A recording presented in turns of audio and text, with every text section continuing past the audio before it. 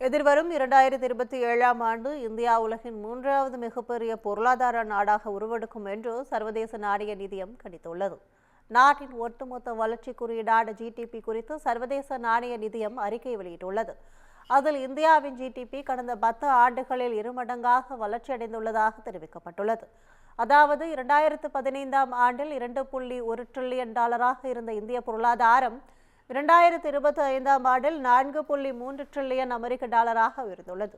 உலகின் மிகப்பெரிய பொருளாதார நாடுகளின் பட்டியலில் தற்போது 5வது இடத்தில் உள்ள இந்தியா 2025 நிதியாண்டின் 3வது கால ஆண்டில் ஜப்பானை பின்னுக்கு தள்ளி 4வது இடத்திற்கு முன்னேறும் என்று சர்வதேச நாணய நிதியம் கணித்துள்ளது.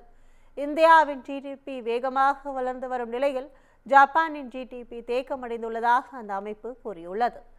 கடந்த 10 ஆண்டுகளில் அமெரிக்கா, சீனா மற்றும் ஐரோப்பிய நாடுகளை விட இந்தியாவின் ஜிடிபி வேகமாக வளர்ந்துள்ளதாக கூறியுள்ள சர்வதேச நாணய நிதியம், இதே வேகத்தில் வளர்ச்சி நீடித்தால் 2032ஆம் ஆண்டு ஜெர்மனியை பின்னுக்கு தள்ளி உலகின் 3வது மிகப்பெரிய பொருளாதார நாடாக இந்தியா உருவெடுக்கும் என்றும் கணித்துள்ளது.